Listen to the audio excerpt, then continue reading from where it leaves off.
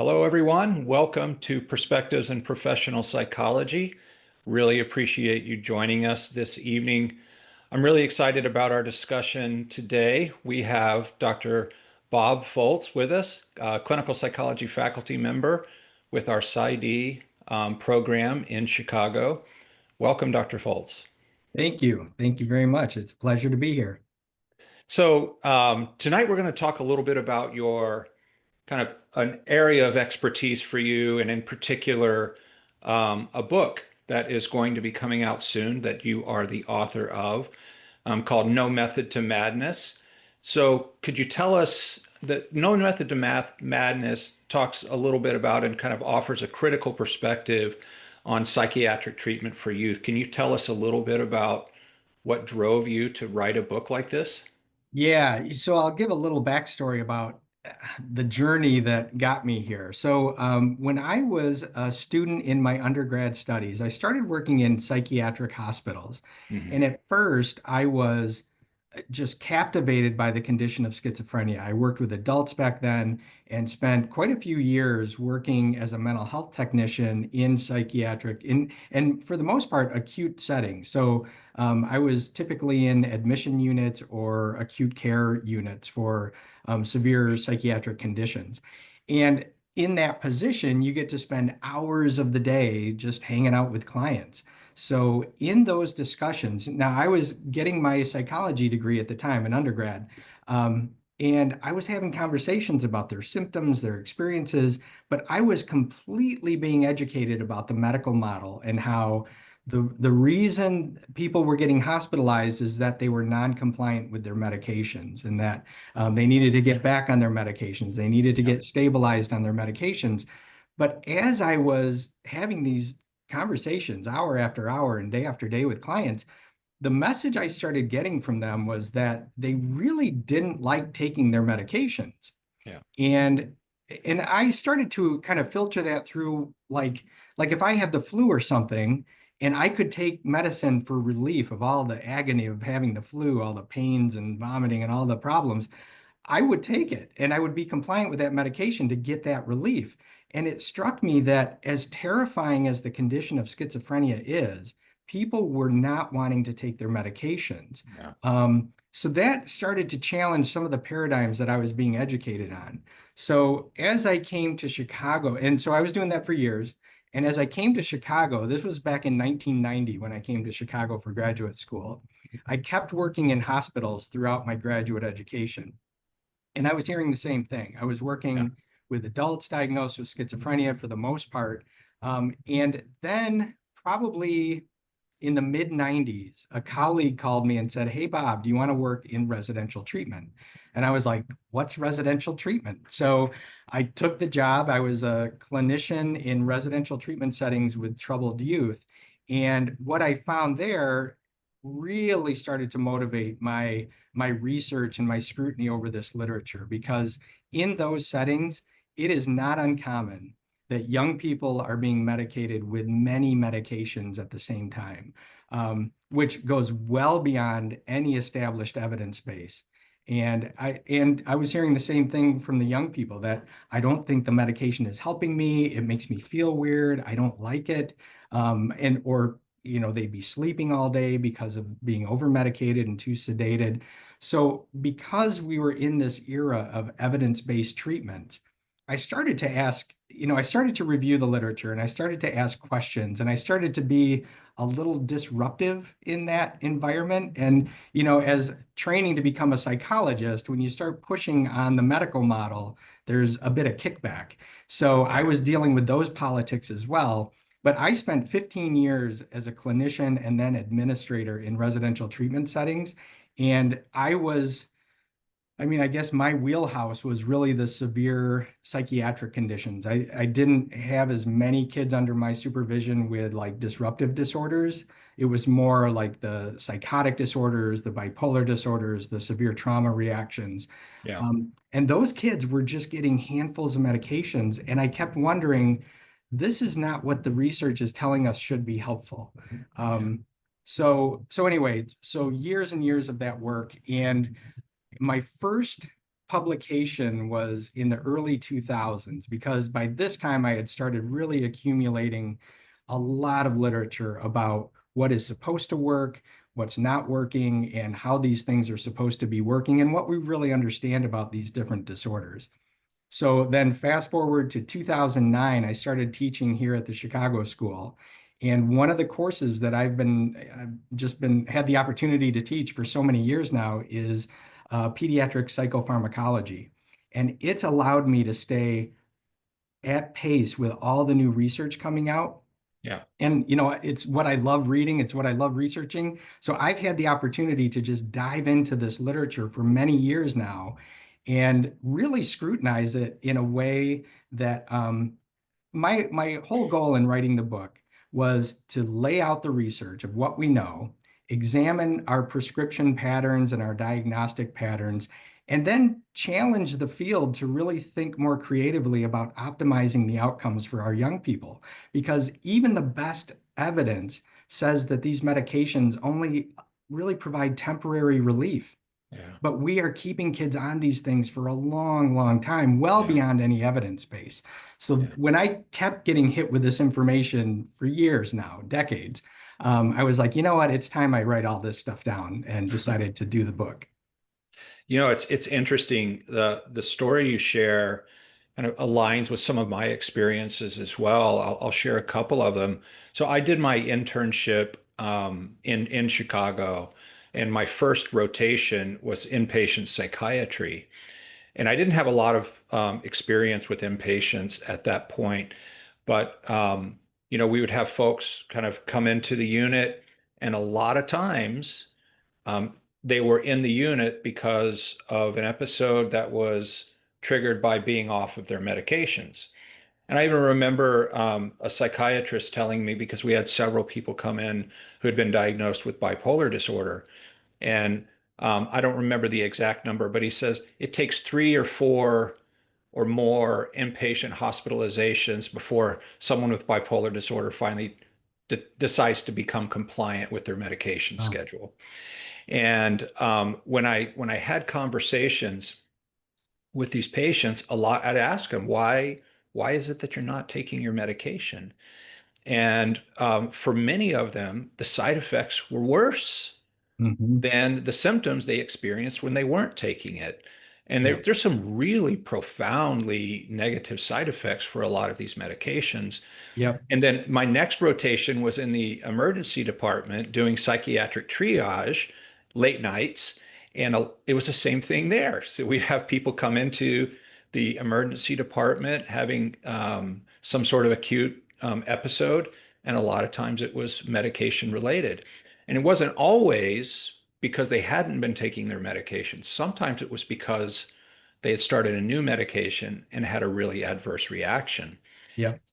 And to your point about the evidence base and kind of what you've seen in particularly in kids and adolescents, that's pediatric psychology is my area of specialization. And I can't tell you how many kids I've seen in private practice who come in, their parents bring them, they're experiencing these significant behavioral disruptions, emotional dysregulation. And we take a look at their medications, do the full psychosocial history. And a lot of times I'll ask, well, how has the medication been working? And many, many times the answer is it doesn't seem to be doing anything at all. And then my follow-up question is, well, how long has your kid been on this medication? Sometimes it's years. Oh, yeah. And Yep. it always kind of just triggers the question, why on earth would the prescribing physician continue to prescribe this medication when they're getting reports that hey, my kid's not getting better. Sometimes my kid is getting worse. Yep. The behavior's gotten worse since he started or she started the medication, but the answer was still the same. Well, they've been on it, and we just refill the prescriptions. Yep. So I've had very kind of direct experience, and I think a lot of psychologists have with what you're describing. And one of the things you touch on in your book, and I think you started to touch on this in your last answer, is some of the the flaws in our diagnostic system and in our treatment system, where is it that you see the biggest disconnect between the diagnosis aspect of what we do and then the actual clinical need in children and adolescents? Yeah, just in response to your own experiences, it Yeah. reminded me my doctoral dissertation. So I did 2 years of training in a state psychiatric hospital with adults. And Hmm. in my request in doing that training was to work in the back wards. I was literally the wards that I had clients on were literally a couple of units in. So I had to go through locked units to get to my clients. So for my doctoral dissertation, I created a project to interview patients on their experience of being medicated. Now, Mm. when I embarked on this project, I thought, I mean, medication use is so rampant, there must be other studies out there to then add on to build upon, Yeah. to push the research forward. It had not been done. Wow. And it was stunning. And in that sample, it was relatively small. It was like around 50 patients I was able to interview. But one of the experiences, in addition to the side effects they talked about, there's a phenomenon in the literature called deactivation. And Mhm. as a result of exposure to not just antipsychotics, but a couple of like the antidepressants seem to add to this a little bit too, but primarily the antipsychotic medications are characterized as deactivating their reactions to the symptoms. So to Mm. carry that concept further, my interview pulled for some of this material. So I sat down and these patients were floridly psychotic, but I just engaged them in the conversation. And the material I got was phenomenal because what it turned out to indicate was virtually all of them continued to experience their psychotic symptoms, but Yeah. reacting to them less. So for society, it's advantageous, right? They're not Yeah. being disruptive, they're not yelling out on the street corner and stuff like that. But to quell their terror, it was not working. Yeah. So from their experience, it kind of makes sense of like, why would I go through all these side effects when it's barely helping me anyway? Yeah. Um, so it's really stunning. And so to your diagnostic question, so I'm guessing some of the people in attendance are clinicians. So we all know that the newest diagnostic manual came out in 2022, the text revision. Um, and the original, the DSM-5, came out in 2013. And soon after that, they released the inter-rater reliability scores for these diagnoses. Um, and what that really demonstrates is very few of our commonly accepted diagnoses meet the threshold for acceptable inter-rater reliability. So Mhm. simply put, for those that may not know, imagine we were all sitting with a client, and if we had high agreement on what that diagnosis was for the client, we would have high inter-rater reliability. And the threshold for acceptable reliability is zero point 0.6. It's a kappa score. It's a Yeah. statistical measure. Um, but many, I mean, I should say it this way, very few of our diagnoses meet that threshold. Many of them are in the 0.4s, 0.2s. There were some that were just so poor, yet they included them in the DSM. So when we first start with seeing the overall flaws and failings of our diagnostic models, then when we step back and to understand the challenges with young people in creating a diagnostic picture, because one of the things that's been proven over and over in the literature is there is poor temporal stability in the diagnosis of young people. So Yeah. what I may sit down and do a diagnostic interview with a young person, and 3 months later, they may present very differently just because of developmental issues and Yeah. life experiences and all sorts of other things. So I think part of what one of the challenges for the field is that we assume that there's like hard science that we need to anchor ourselves to with the DSM, when in Yeah. fact, even the DSM itself, in the part of the DSM that nobody reads is the introduction section. Yeah. But even they admit that these disorders are far more porous than they previously understood, Yeah. meaning there's tremendous overlap. The clinical picture can change. It can change depending on who the kid is talking to. So, and that's true for adults as well. Um, so I think we need to be skeptical consumers of even though the DSM is kind of the guide we have, I think we need to be skeptical consumers or critical consumers of the information and just know that it is a work in progress. Yeah. Another example, ADHD. This one is one of my soapboxes. So I have video in 1998 of this expert consensus panel talking about the diagnostic criteria for ADHD. Members across this panel agreed that the diagnostic framework for ADHD is not adequate. It's flawed. And their explanation was, but we really don't know what DSM-5 is going to bring us. Now, that was 1998. The diagnostic criteria for ADHD barely moved at all between DSM-4 and DSM-5. It has been decades now, and it hasn't been modified. So decades ago, they knew it was flawed. They've had decades to modify it and refine it and make it more precise and sophisticated, and they haven't done so. Yeah. So And I think when we see it kind of from the 10,000-foot level, we have to just be humble and say, this is the guide we have, but there are a lot of problems with it. The other thing I would add, and this is kind of a contextual issue. So when I was going through grad school, we spent a lot of our time focusing on kind of the function and purpose of symptoms. mhm. And like, these behaviors are disruptive, they're maladaptive, they're challenges, but I was trained to see them as coping strategies, even though they were maladaptive. They were efforts by the person to manage the stress they're dealing with Yeah. and function as best as they can. But we've lost that framework, and we've, I think, drifted towards this checkbox of, do they meet the criteria? And if so, then let's go to our evidence-based treatments and pull out the manual and start doing our treatment.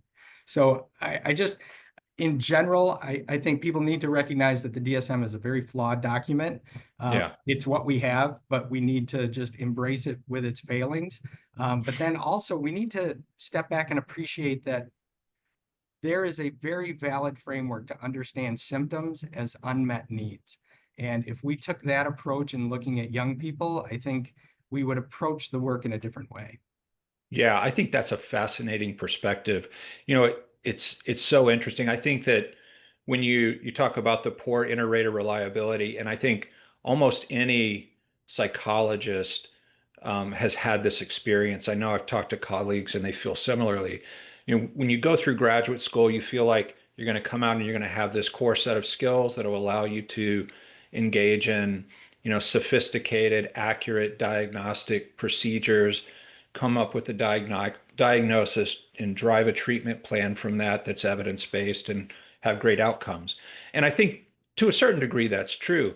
But any psychologist who's kind of gotten into the diagnostic process, when you're pulling together assessment data and you start to try to look at it, conceptualize the patient, and come up with an adequate or accurate diagnosis, it's way more complicated, Yeah. right? And a lot of times you're taking your best guess based on the data you have and what seems to check boxes, to your point, within the DSM.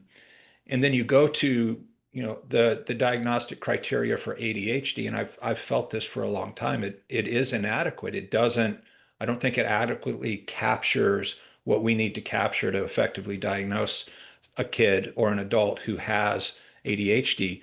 But then you think about that, and then you start to try to tabulate how many kids have been put on a medication regimen, who have been given stimulants or, multiple stimulant trials over time based on a diagnostic category or diagnostic criteria that is deeply flawed, and that the people responsible for organizing and reviewing and vetting the research associated with the DSM diagnostic criteria themselves acknowledge is inadequate and flawed.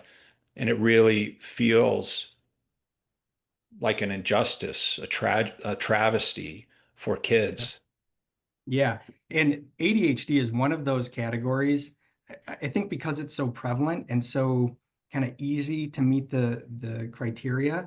But this is one question that anybody that's had me in my psychopathology course, they know walking out of the class at the end of the semester, what word begins every diagnostic criteria for ADHD?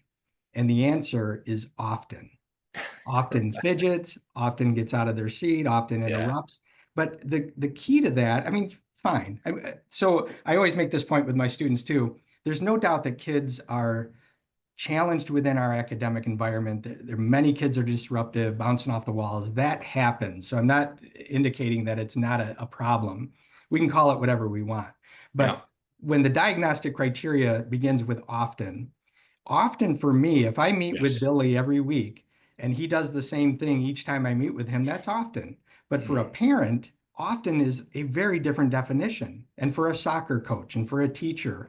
And if we don't adequately conceptualize and contextualize the frequency of those behaviors across collateral supports, we're missing it. And the other thing, this was one of the changes in DSM-4 to DSM-5. Most diagnoses require that the symptoms create an impairment or a level of distress. Yeah. But a change they made for ADHD is that the symptoms must reduce the quality of work. So Mhm. that really gets easy to meet that threshold. I mean, I have Yeah. days myself where I'm distracted or tired or whatever else, and my quality just isn't the same as it was yesterday. Yeah. So those kind of issues, and again, I love digging into the weeds on this stuff. So, but most people are like, well, we know what the criteria are, and we kind of have a clinical impression of what ADHD is, and they move down that road. But then to your point, then they go to the literature and pull out the practice guidelines. And those practice guidelines are largely written by the American Academy of Pediatrics in terms of ADHD, the Yeah. American Academy of Child and Adolescent Psychiatry, or the American Psychological Association. And all of those frameworks promote the idea that combined treatments get the best Yes. results. Yep. Now, those studies, there are a couple exceptions, and this is some of the what fueled the energy behind my book was to really deconstruct those studies to point to what the outcomes really prove to be. But to just specific to ADHD, so in 2019, the American Academy of Pediatrics guidelines came out for ADHD. And in 2018, there was a meta-analysis released. It was, and the authors claimed to create the most comprehensive review of the use of stimulants ever completed. And they did it for the purposes of informing practice guidelines and policymakers and clinicians. So that was 2018. In Yeah. 2019, the guidelines came out and they did not include that meta-analysis. So here's one of the conclusions of the 2018 meta-analysis, that in their comprehensive review of all the research on stimulants, they could only justify well, they chose methylphenidate. Mhm. Adderall had similar outcomes, but a higher side effect profile. So they said, our recommendation is methylphenidate. But they said we could only justify the use of methylphenidate for 12 weeks. Beyond that, the research Wow. drops off a cliff. So, but if you pull out the guidelines from the American Academy of Pediatrics, they don't include this study. So one of the things I like to do is contact the authors and ask, why didn't you include this study? And the person that responded to me said, we weren't aware of it, which I take with a grain of Yeah. salt because they Yeah. included other research by the lead author of that 2018. So the guy wasn't like an obscure clinician researcher. Right. He had published a lot on ADHD and they happened to miss this Feels like a comprehensive. big miss. Yeah, a big miss.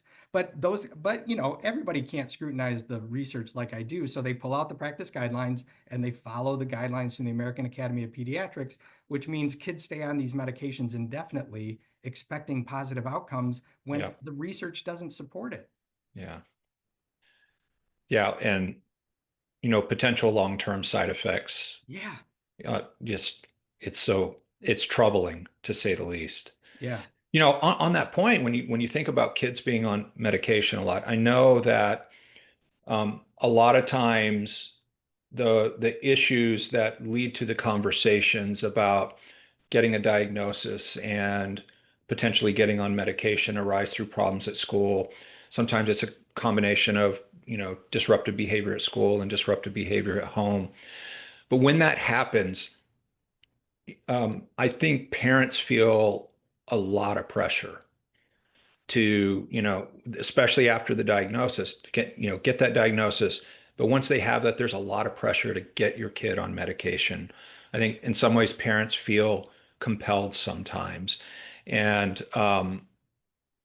as we've been discussing, that's not always indicated from the evidence base. Could you talk a little bit about what some of the risk of using psychotropic medications as a first line approach are, and if there are any alternatives, maybe you could talk a little bit about that as well. Yeah. And so in thinking about this, part of my first reaction to the question is that I believe providers of therapy, whether master's level or psychologists, carry a certain burden with this because we have succumbed to this medical model of treatment. So Mhm. I know colleagues today that believe that we have established chemical imbalances, that the science supports, whether, depression or schizophrenia, bipolar disorder, that there's some science out there that establishes a chemical imbalance exists. Yeah. And despite the lack of science to support that, if you start at that point, so if somebody comes in and somebody is diagnosed with ADHD, but you've read the guidelines or you have this belief that it's a frontal lobe problem or it's a deficit in executive functioning, it's a neurological condition, you start already with the assumption that there must be a pharmaceutical agent to utilize during this Yep. process. I To think rebalance the imbalance. yeah, and I think we have set ourselves up, and part of it, I mean, we can't be experts in everything, and some people are just, they'll devote their studies and everything to psychodynamic theory or Yeah. CBT or other disorders, whatever. But when we just kind of blindly accept the idea that the science is more robust than it is, we set kind of a glass ceiling for what our own capabilities are. And I'll share, I guess, kind of in the reverse. So over the years, one area of training that I received years of training on was the psychotherapy of psychosis. Mm. It's virtually not taught anymore. It's hard to Right. find people that still practice it, but it set the foundation for me to be willing to work with someone with or without medications and with tremendous distress going on in the room. Yeah. Um, so my own private practice, I over the years have just had, I would say the majority of my clients were people that had been through the system. And the majority of my clients were also like adolescents and young adults, but I worked with some older adults with more severe conditions. But these young people had been through the system, had limited success, and just felt like things weren't working. So they wanted to start with someone new. They realized that I would work with somebody not on medications. So they come in and start with a blank slate. And I think most clinicians would push back on that approach because if somebody is really depressed, even I have colleagues and students that are convinced that depression is a chemical imbalance, Yeah. despite the fact that the science doesn't support it. So trying to reshape that paradigm is really one of our biggest challenges, I think. And even so, even with the antidepressants in young people, the American Academy of Child and Adolescent Psychiatry in 2022 came out with their revised practice guidelines for depression in adolescents. And their primary recommendation, or in terms of medication, was fluoxetine or Prozac. So they summarize all the research to guide their decision. And ultimately, it comes, well, I always like to ask people how many kids they would imagine were studied, but Mhm. you would hope it's thousands, right? And Yeah. you would hope it's thousands over many months, if not years. Yes. It's less than 200. And most of those studies are like 4 to 6 weeks. So when they summarized all of, and I have all this in the book, just summarized, but so 4 to 6 weeks, less than 200 people. And then the other piece, the other dimension to looking at this kind of research is when a drug is FDA approved for a particular condition, in this case, Prozac for depression in adolescents. Other drugs that want to come on the market and medicate depression have to compare themselves to the established accepted standard of Prozac. Yeah. So newer drugs like Cymbalta and other antidepressants came out, and in their effort to get FDA approval, they had to run these trials comparing themselves to placebo and Prozac. In those studies, so there were less than 200 receiving Prozac that justified the use of Prozac. In those other FDA trials that ultimately didn't get approved for depression, there were hundreds and hundreds of kids on Prozac that did not outperform placebo. So the preponderance of the evidence is Yeah, that Prozac doesn't doesn't outperform work. placebo. Yeah. And if it does, we have to expect it to be short term. So like when I'm working with somebody that's medicated, well, first, adults, I just never push back because adults get to make their own decisions and everything else. Yep. But with young people, I always have in the back of my mind, what's the plan going to be when it stops working?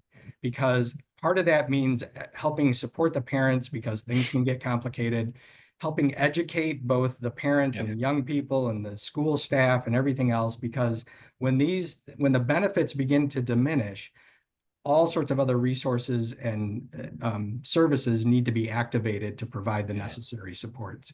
So I think as clinicians, we need to, again, appreciate where our strengths are and appreciate where the limitations of the other disciplines are, because they can offer something in the short term, thinking specifically about medications, Yeah. but we have to expect that even the science tells us that it's short-term benefits.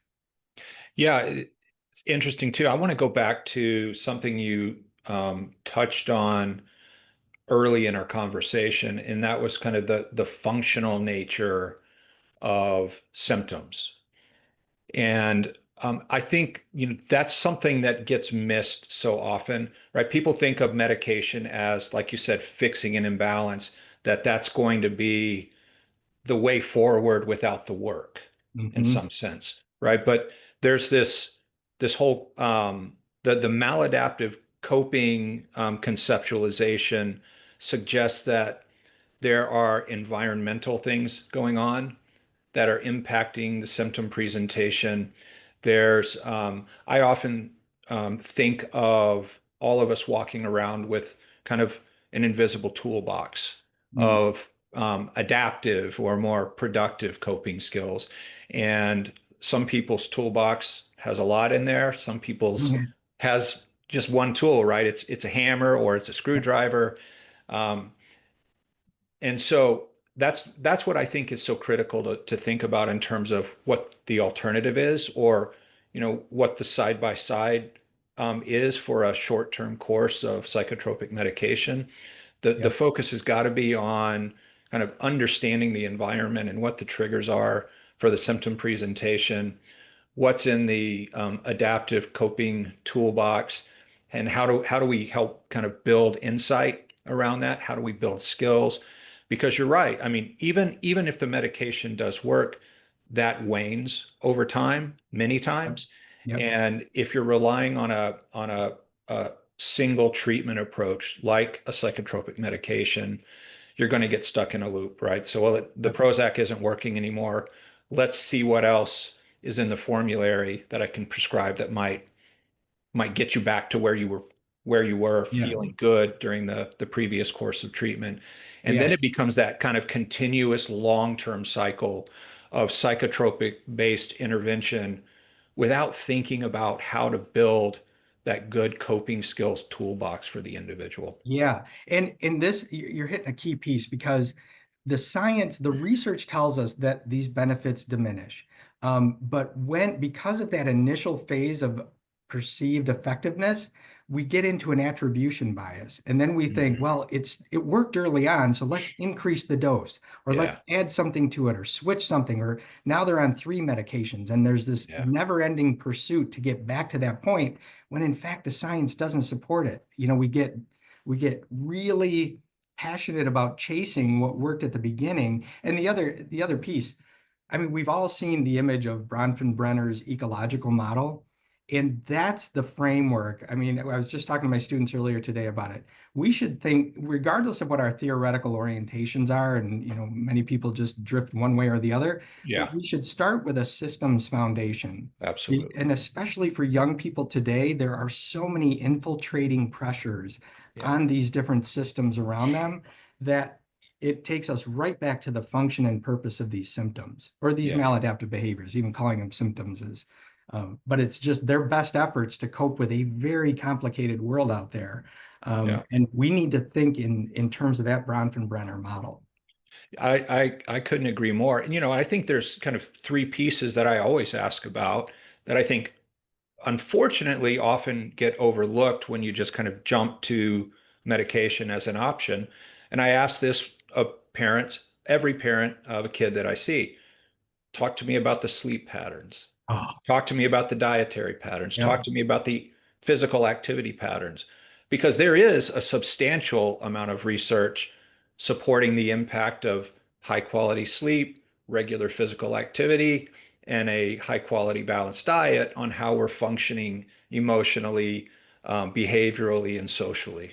And there, yes, there is a mountain of research coming out on these topics. And in fact, just last week with my class, and I'm clearly not an expert in this stuff, but the microbiome has such Yes. a massive impact on our thoughts, feelings, and behaviors.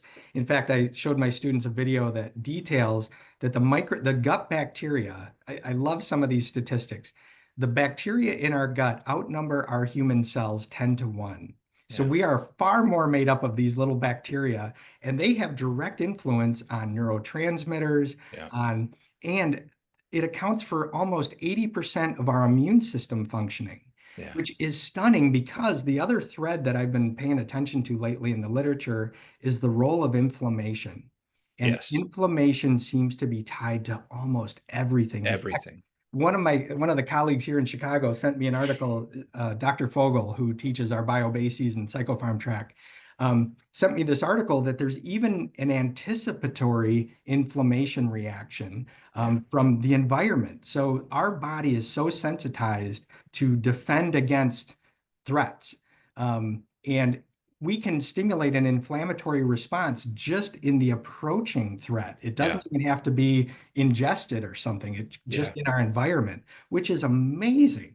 Yeah. But that's thinking then holistically, and that's stepping out of our silos and That's right. really becoming integrative in how we're looking at, like you said, sleep is so critically important. I mean, I had a student years ago who did a dissertation that demonstrated um, that if you miss, for a teenager, if you miss 1 hour of sleep a night, let's assume they're supposed to get 8 hours. If they miss 1 hour, 2 nights in a row, they begin to demonstrate symptoms of ADHD. Yeah. So then the research came out, we often say, oh, I'll catch up on the weekend, I'll get the sleep I need. But the research actually shows that those sleep missing the sufficient number of hours actually keeps affecting you up to 2 weeks later. So we don't catch up, Yeah. we have underappreciated those core things: exercise, healthy sleep, and healthy diet. Yep. Coming They're the from, foundation of total health, yeah. right? Yep, Physical, exactly. social, and psychological. Yep. Yeah, I've always been fascinated by the gut microbiome. I got my degree in health psychology and behavioral medicine, so we were kind of soaked in that throughout my Wow. graduate education. And I think a lot of people don't understand that one of the biggest drivers of inflammation is chronic stress. Yes. And so that's another kind of area that has to be looked at and Yep. considered and maybe addressed before choosing a psychotropic option for Yep. intervention. I just heard a study or a report about a recently released study last night on the news using hair. They were looking at an adolescent sample, looking at hair and the Yeah, presence of cortisol in the hair as a representation of exposure to stress, yeah, because cortisol is released and as a strategy to deal with stress. But yeah, just hair samples begin to indicate a certain trend towards emotional or behavioral problems. yeah. So we're just That's taking baby fascinating. steps, but it's so awesome that we have to integrate all this stuff.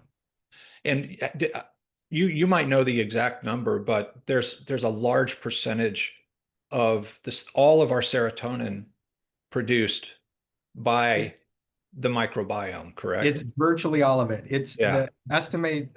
In fact, the video I showed the other day is 95%, and I've seen estimates down to 90%, but 90 to yeah, 95%. It's virtually all of it. That being said, other critical neurotransmitters are also cultivated in the gut microbiome. So GABA and glutamate are heavily influenced down there. And the production of serotonin as a secondary effect also affects the behavior of dopamine. So we start seeing these typical targets but the microbiome is really influential in how they behave, how they influence the rest of our systems. Yeah.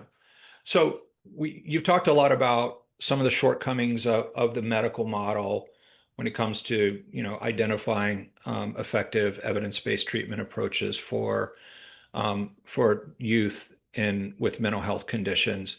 What's the way forward? I know, we've just kind of been touching on some of that, but in your book, you talk about integrative counseling strategies. What does that look like? And is that kind of your thought for a solution to some of the challenges you see? Yeah, yeah. It's really kind of reestablishing, or I guess bringing up the stuff that was so meaningful to me in my training. Hmm. So first, one of the key elements that unfortunately, despite decades of awareness, we are still under appreciating is the role of trauma. Yeah. So, I mean, I read a book, I mean, literally 20 years ago called The Boy Who Was Raised as a Dog by Bruce Perry. It is a game-changing book. It is, and his work, Bruce Perry, and then we've got Bessel van der Kolk and all sorts of experts just making amazing contributions to the field. But we don't really approach our diagnostic process through the lens of trauma, and we Yeah. should. I always tell my students, rule out trauma first and then do your diagnosing, because trauma reactions can look like emotional dysregulation, Yeah. periods of anxiety, sleep problems, concentration problems, unstable relationships, paranoid ideation, even psychotic symptoms. So the DSM acknowledges that people could have hallucinations, but the ICD-11 just broadly says you can become psychotic from trauma experiences. So if it's really a trauma reaction and we're calling it disruptive mood dysregulation disorder or conduct disorder, or pick the Yeah. diagnosis, we're going to go down the wrong road of treatment, and people are going to be frustrated, outcomes are going to be diminished, and Yeah. they're going to be stuck in the system far longer than they need to be. So we have to start with a trauma lens. And I I consistently, and this is from my development as a clinician, but I think we have to really embrace a strength-based approach. So with that, I had exposure to the people that created this model called the Circle of Courage, and it's based on indigenous science, but they have it's tried and true. It's been tested all over the world. They've done trainings, and it just mirrors and integrates really well with all sorts of multicultural methods of intervention and just ways to perceive health and wellness. So the Circle of Courage is made up of four components, and it's creating belonging, which is a sense of connectedness and safety Yeah. among relationships, a sense of mastery, which is developing competence, a sense of independence, which is developing responsibility, and then a sense of generosity, which is developing compassion, empathy, and kind of a contribution back to the world around us. And if we focused on those strategies rather than just suppressing symptoms, because our Yeah. current outcome measures typically look at reduced symptom That's right. severity or symptom presentation. And I always say, an absence of symptoms is not health. We have to pursue Right. it. So when we look at our intervention strategies to cultivate strengths and resources for an individual, rather than simply seeing a successful outcome as reduced symptom presentations, I mean, ultimately, if we boost all of the skill sets we're looking for, the symptoms are Hmm. going to go down. That's I mean, right. just by default. So, Yeah. but we've got swept up in this medical model for so long. And the other thing I would say, just in terms of the path forward, um, it, our field is not the only place that's become very polarized. So I would say that we need to really work to build bridges across different disciplines. I Yeah. mean, like, people that are listening to my discussion probably think I'm very like anti-psychiatry, but they have tremendous skills to bring to bear to helping someone.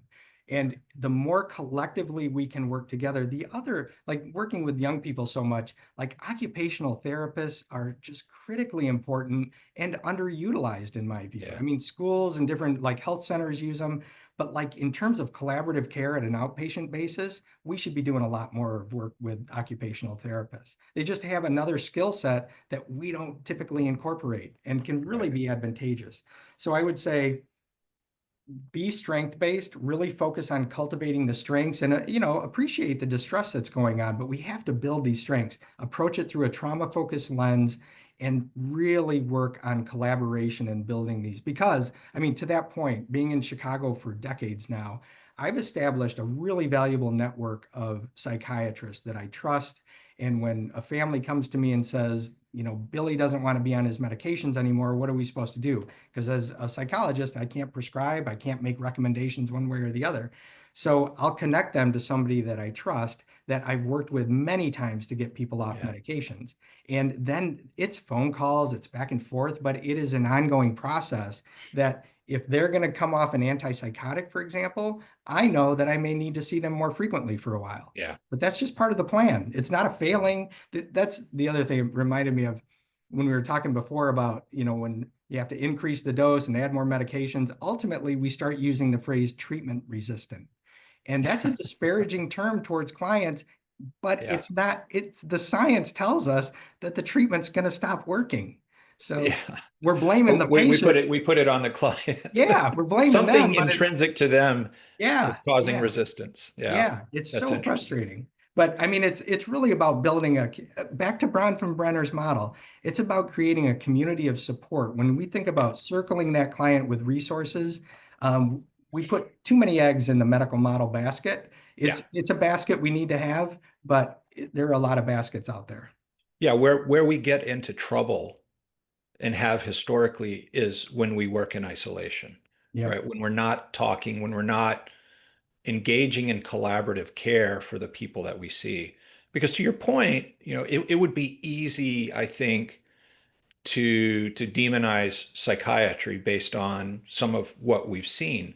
But they have incredible training, Yep. incredible skill set, um, incredible experience, but without the psychological side of it, right? Without the doctor in clinical psychology or counseling or the OT or the speech, um, you're missing some piece of it. So just like that kind of the holistic view of health, there's the biological, psychological, and social aspects of total person health.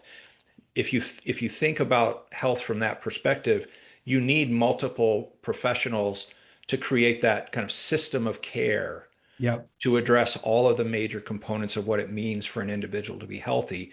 If you have one clinician, one practitioner with a particular set of skills that's trying to address the whole thing, some aspect of that treatment is inevitably going to fall short of providing the total Yep. kind of holistic treatment that that person needs. Yep. Yeah. What you're describing is the framework of consilience, like bringing together different disciplines to arrive at the direction, the truth for the pursuit. Yeah, So, we don't have a monopoly on all the facts. We need to bring in absolutely. other experts. And the other, I guess, dimension to this is when we consider how the systems have been created, like even the psychiatrists that I refer to and trust, they're limited. Their time availability is Yeah, so compressed. We yeah, have painted them into a corner. And when they can only offer 15 or 20 minutes of contact time with a client, it's probably not enough. But no, that's how the system has now been funded and constructed through yeah, reimbursements and everything else. So they do have that skill set, but when we have an hour to provide, contact with a client, we can generate a wealth of information and a yeah, wealth of understanding and all of these other pieces of information that we can bring back to a treatment team to yeah, help drive decision making. yeah. And you touched on this, but maybe to even look at deprescription, right? Yeah. Which So probably doesn't happen enough, but it's an important avenue for actually treating someone. yeah, I have a chapter of that in my book. And I tread very carefully because as a psychologist, I Yeah, over and over say these are not recommendations. But what I have done is pulled the literature on deprescribing. And I got to tell you, One of the psychiatrists that I've known for many years, his name is Christopher Balanci. He's based out east and has done just amazing work with young people. He's a brilliant psychiatrist. He helped develop the framework for deprescribing. And it's basically in its infancy because Mhm. people are really not trained to deprescribe. I mean, I should say it's kind of inherent in their work because they do have to take people off medications, but it's rarely to the point of getting them permanently off medication. Right. It's like, well, we got to switch this one. They're having a side effect, so we'll discontinue that. But it's not in the framework of thinking successful treatment is when they're finally off their medication. Yeah. When they're not It's reliant on. yeah. Yeah. So, but there's great work out there about deprescribing, but it's really limited. Yeah, that's Scratching the interesting. And surface. I think I saw a research article not too long ago that was looking at psychologists with prescriptive authority, and that is kind of one of the benefits that we see for prescribing psychologists is that they're more likely to deprescribe Oh, wow. than other medical professionals. Great. Well, Yeah. that's good. Good news. Well, I know we're coming up on time, so maybe we'll close out with asking you about when you look to the future, when it comes to mental health care for youth, what gives you hope? Are there any promising trends out there? Um, I have a lot of concerns. I think one of the things that does give me hope is more people are receiving more care than ever before. Yeah, So there's greater access. I mean, just having worked at the Chicago School for so long, I know that there are just really talented clinicians entering the field. That really makes me feel optimistic.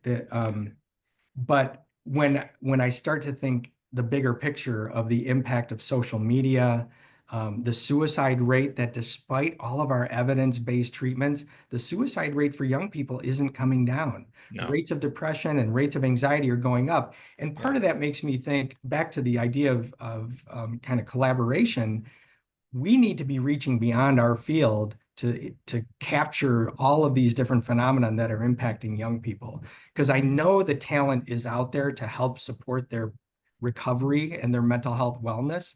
Um, but we're facing a lot of obstacles. So I think when we think systemically and just in this broader healthcare system across the country, we've got to try to tackle some really complicated issues. And I think social media is at the top of the list, and not just because of recent events, but I mean, it's been years now. There's a great book called The Anxious Generation, mhm, and he's, I believe, a social psychologist, but he really plots very clearly the yeah, increase in anxiety and depression as a result of young people's access to technology. And technology is not going anywhere, but we need to figure out, and we should really yeah, help drive this effort, figure out where the healthy boundaries are. yeah. Completely agree. I think the research is pretty clear. There's a strong correlation between the rise of social media and the increased rates of anxiety and depression in Yep. youth. Yep. So it's a scary time, but there is hope, Yeah. right? There are things that we can do. So, Yeah. Dr. Foltz, it's gone by fast. It has It's gone been a really quick. fantastic conversation. Yep. Thank you so much for joining us. Maybe we'll, if you're okay with it, we could take a few questions if Sure. That'd be anyone great. listening in has a question. So if you would like to ask a question, you can drop it in the chat. We'll give folks a minute. And while they're coming up with that, one of the things I was going to share, um, just thinking about the trauma lens. Yeah, So my students and I surveyed all of the APA accredited programs a couple of years ago, all APA accredited doctoral programs. And so we asked them how many of the programs require a course on trauma theory or treatment. And the results were stunning. yeah, Just 5% of the programs. 5%. Yeah, and it results, I have this graphic up here. So 5%, and it represents um, just a fraction of, I'm looking for the number of actual students covered, but it's just a drop in the bucket. So 5% of programs require a trauma course. Yeah, Now, people can become trauma informed, of course, outside of their graduate coursework, but Sure. it should be a foundation. I agree. Now, thankfully, the Chicago school offers it as a requirement, Yeah. as we do psychopharmacology, but even that one is less than a third of programs, all doctoral programs, less than a third require a psychopharm course. That is really stunning. Yeah, And given what we know about the research on trauma, I'm surprised it's not even an accreditation requirement for the right. curriculum. Yeah. Well, it has now, since that study, we have Yeah, gotten some traction and exposure, and it's now being discussed as like one of the standard requirements. So hopefully fantastic. soon. Well, Dr. Foltz, we haven't had any questions come in. Okay. So I'll just close by, Oh, oh, wait, I we do see a have a raised hand. question. Okay. Brianna? Hi, sorry. I didn't mean to interrupt you guys. Good evening, everyone. I want to say congratulations, Dr. Foltz, on your upcoming book.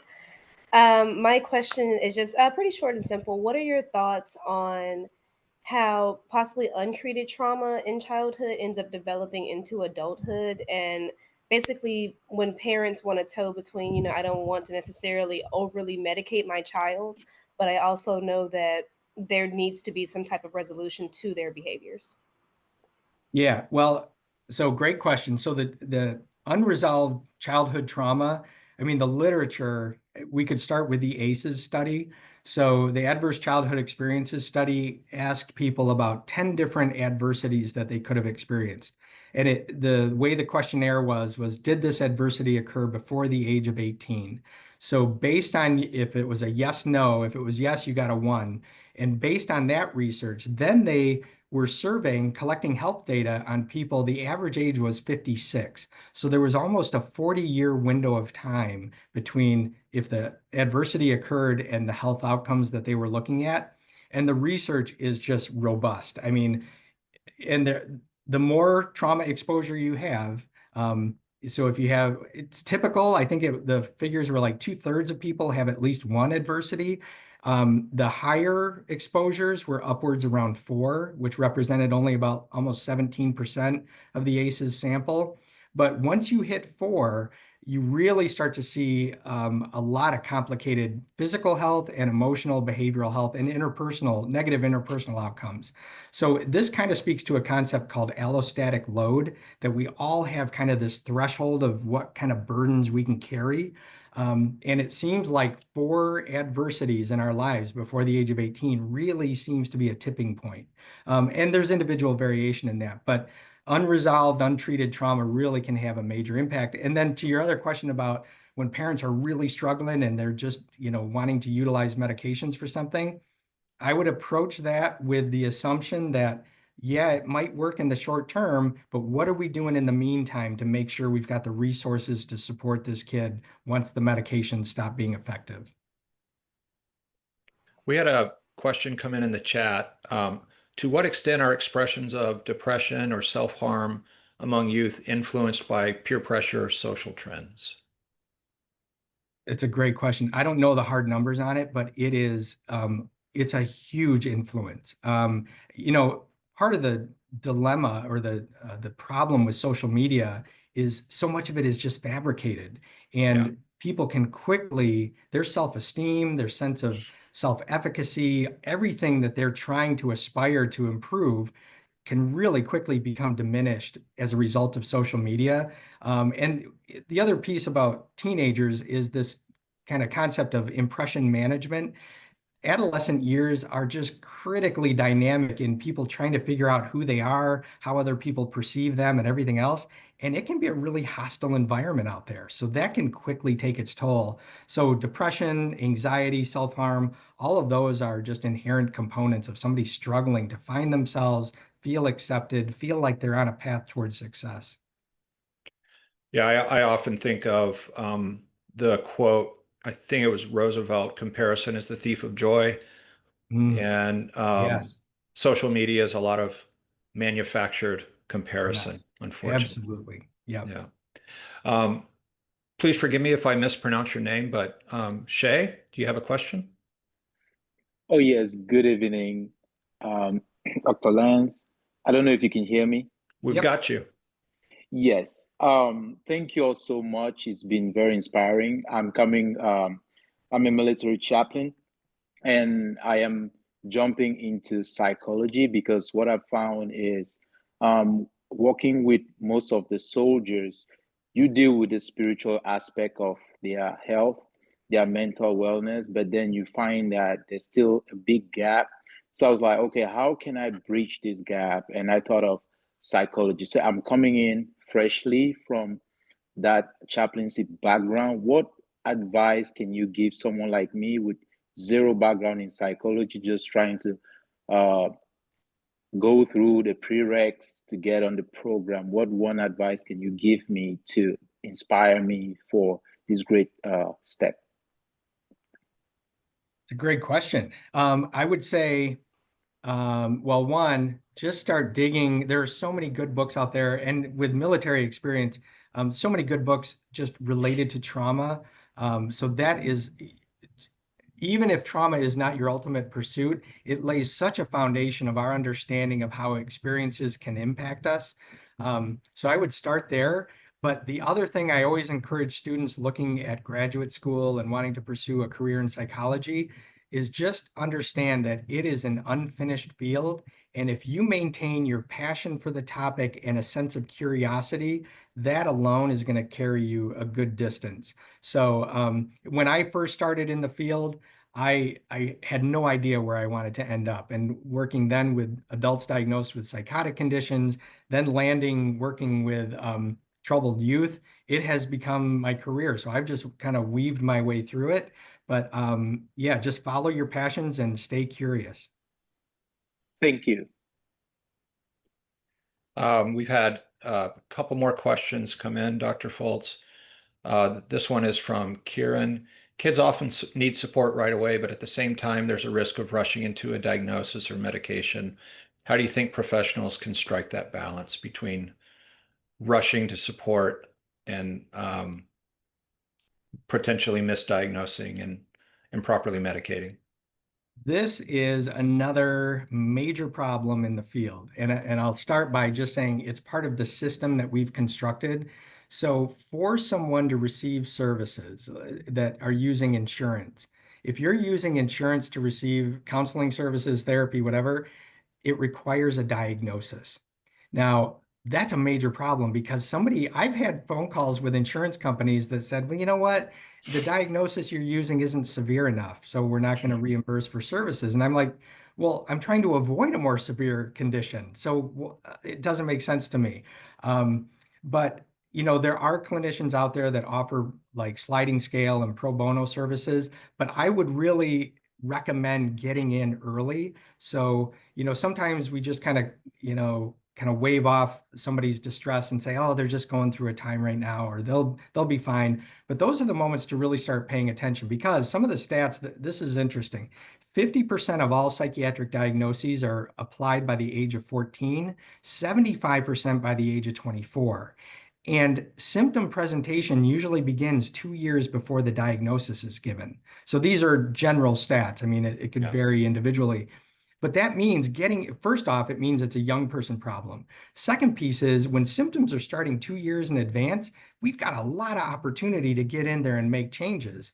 But our system of reimbursement and all these complications don't really support that. But it means getting creative, finding resources in the community, and finding clinicians that offer sliding scale or pro bono work, those kinds of things can really be advantageous, and leveraging the educational system. So we place too much, teachers and school staff wear too many hats, but they are kind of a hub of being able to activate resources. So they could offer counseling services, they could set the bar or set the ball in motion to get evaluations done and those kinds of things, which could create a baseline of understanding how a particular kid is doing. So it's there's a lot of moving pieces to it, but getting in early and getting resources moving is really important. We have the questions are really coming in now. Maybe we can take two more and just have some quick hits and then close out. Would that be okay, Dr. Foltz? Sure. Yep. Okay. So Aaron asked, what are your thoughts on the literature that states that certain diagnoses, such as schizophrenia or bipolar disorder, have to be treated with medication when considering or factoring in the idea of deprescription? That's a great question. And that really pushes back on this paradigm that has been in place for years and years. In fact, when I was a graduate student, I was routinely told that you could not do therapy with a person diagnosed with schizophrenia unless they were effectively medicated first. I heard that over and over and over. So when I embarked on my dissertation, I thought, oh, there must be a bunch of articles that support this. It doesn't exist. And in fact, there's a researcher out of the University of Illinois. His name's Marty Harrow, who's done long-term evaluations of people on medications diagnosed with schizophrenia. What he shows is the longer that someone stays on medications, the worse their outcome is. So I think part of it is, now that being said, I've worked with psychiatrists in the Chicago area that are absolutely willing to go through that deprescription, even with somebody diagnosed with schizophrenia. So it is about cultivating those relationships and also laying the foundation to say, look, we've got other services that we can utilize while we're going through this process. And even if they don't get completely off their medication, I've worked with people that were on just baby doses of a medication that their side effect profile is way lower, their functioning improves, and their symptom control is just solid. So there are a lot of creative ways to approach it. And then we'll take this one as the last question. This is from Sasha. How does labeling a child with a psychiatric diagnosis influence their behavior throughout childhood and then long-term through adulthood? Is there a large difference in cases where the individual is effectively treated? Thanks for an amazing, informative discussion. That's a great question. Yeah. Just the being labeled, how does that impact a kid? Well, so I'll start by saying I've got some dissertation students doing research on adults, the experience of being diagnosed with ADHD, but from the adult perspective. And when they finally received an ADHD diagnosis, there was a sense of relief because it gives them a handle, kind of this label to hold on to and figure out, okay, at least I'm not alone, and at least there's some understanding of what I'm going through. But the other thing that becomes critical in this process is what they believe about it. So if somebody comes to me and says, you know, I've asked patients, it's always amazing to see the response when they come in and they say, I'm taking this medication and this medication. And I'll say something like, well, how long do you want to be on it? It's like, what? Like, what do you mean? I have the option not to be on it? Because if people are of the belief that it's genetic, that it's a chemical imbalance, that it's, you know, neurologically driven, then you've hit kind of a threshold, and it takes a lot of shaping and just contributing to their educational process about what we understand about these disorders. So I've seen it go both ways. I've seen some people say, thank God I finally understand what I'm going through. But then I've seen other people that say, I don't want this to be who I am. And how do I get out of it? You know, how do I take this? The other thing is, generally speaking, our diagnoses and everything else are supposed to be strictly protected. The other layer we have to appreciate is all this collection. You know, technology is here to stay. And the, you know, access to artificial intelligence and everything else, that's a whole other discussion we could have. But when we start absorbing health records at a mass scale, we also have to consider where the privacy boundaries are. So I just throw that out as a caution, because especially with young people, when we know a child, when I was working in residential, the idea, if they were diagnosed with pediatric bipolar disorder, it was just assumed they were always going to be bipolar, rather than revisiting and reevaluating 2 years later and saying, is this still what we got? But we need to do more of that too. We need to appreciate the developmental progress that somebody is making, and what they may have been at 13 is not where they're going to be at 20. No, radical developmental shifts over time. Yeah. Shouldn't assume they're going to be locked into anything. Right. Right. Yeah. Well, I apologize to those questions that we didn't get to, but very much appreciate everyone's interaction and engagement. Some really great questions there. And Dr. Foltz, thank you so much to you. I learned a lot tonight. This is a Great pleasure. conversation. Yeah, I enjoyed it. Thank you.